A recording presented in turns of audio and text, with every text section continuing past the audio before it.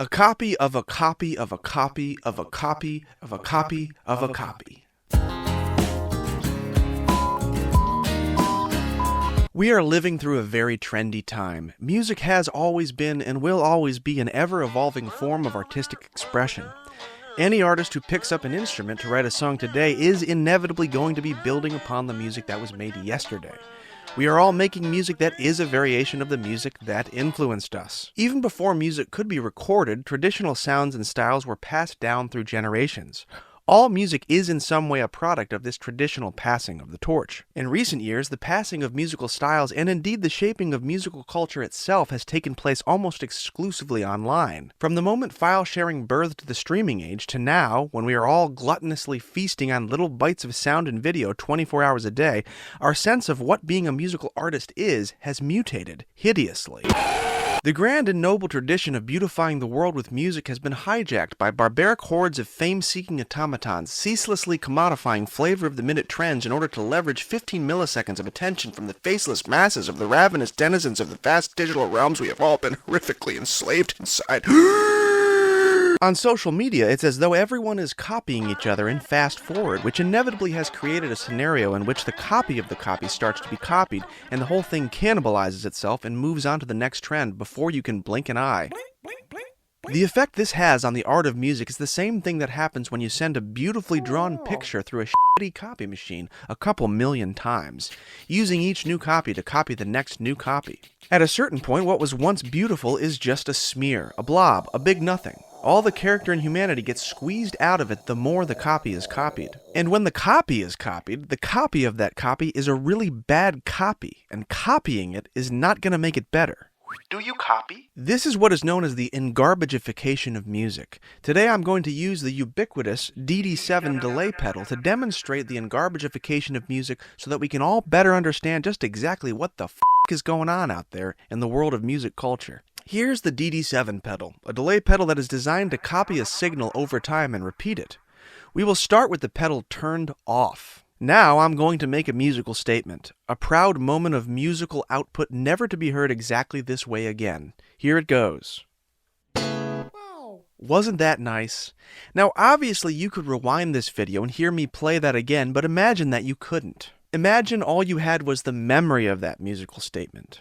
In order to draw inspiration from that musical statement, you'd have to use a great deal of imagination and creative faculty, filtering your variation of my musical statement through the complex human network that makes you, you. In other words, you'd have to really work for it.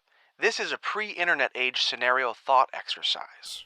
Alright, now I'm going to bring us on a journey into modernity, and we are going to experience the Engarbageification of music in real time. Are you ready? Yeah. Okay, let's go. Now I'm going to turn the pedal on and turn the feedback all the way up. I want you to imagine that the feedback represents all the artists copying my musical statement over time. So here I go. I play the same thing again.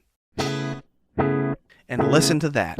My musical statement is being parroted by all these other artists over time. Notice how you can clearly make out each successive repetition of the initial chord played. The clarity of these repetitions means we are still in pre-internet times when the regurgitation of trends was less whiplash-inducing and disorienting. I'm gonna say we are in 1996 here. Now, listen to what happens when I accelerate the delay time. I want you to imagine that this action represents us moving forward in time from 1996 to now. Uh-oh, notice how everything is getting really out of hand. Time only goes one way though, so we gotta keep going. Here comes TikTok. Wow, this sounds like total garbage. There is no discernible music statement or identity at all anymore. What is this shit? This music has become garbage. Mission accomplished. So what have we learned?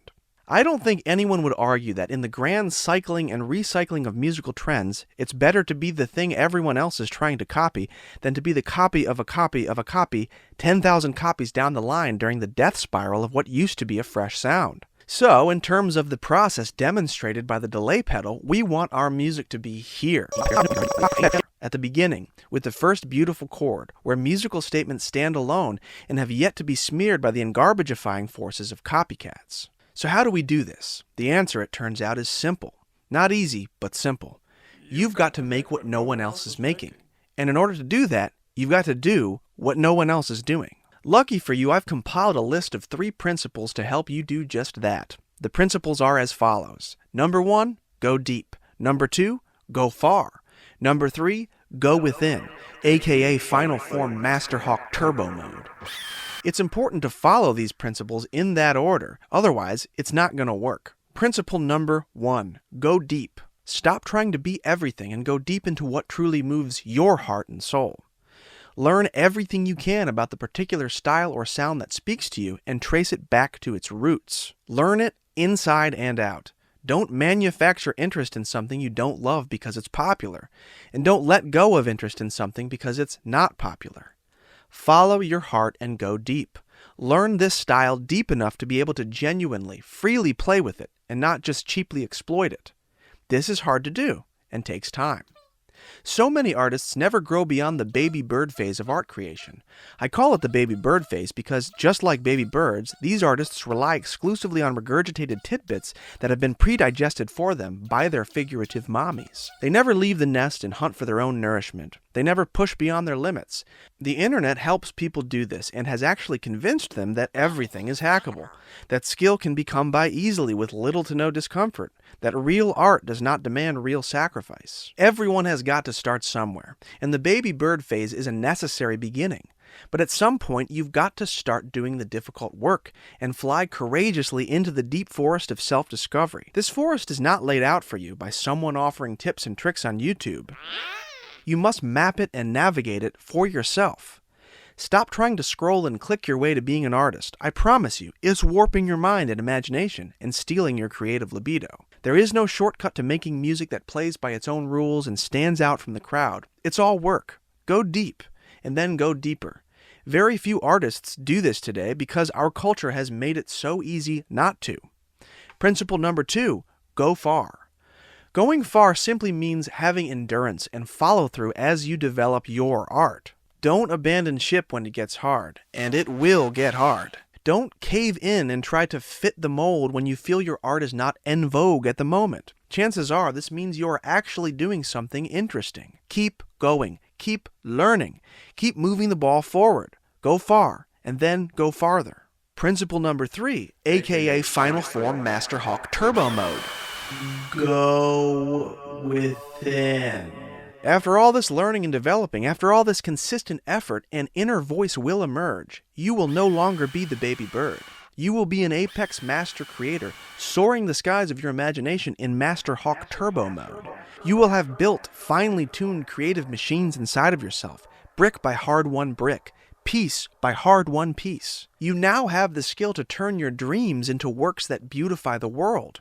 Ironically, the very premise of this video becomes irrelevant, as you are too enveloped by your art making to give two shits if what you are doing is or isn't a trend-setting marvel. The depths you have mined and the distance you have traveled has made you keenly aware of the transitory nature of your very existence. You have let go of the compulsion to define yourself by your art's effect or lack of effect on the public because you now know it only ever stood in your way. You are in a f***ing flow state. You are the master atop the mountain and the mountain itself. Go within, and then go within, and then go within, and then go within, and then go in there too. In summary, only you can break the cycle of Engarbageification of music by following these principles. We've all got to step up. We've all got to stop f***ing around and do what's right for music and make beauty the priority. The general public's perception of music's place in our society is turning into a big old trash pile, and I'm sick of it, and I'm tired of it. It's up to artists like me and you over there, and you up there, and all of you out there in the forest behind my house, I know you're in there, to take a stand and say no more. Let's turn it around. Thanks for watching. If you like this video, subscribe to my channel. We will see you next time.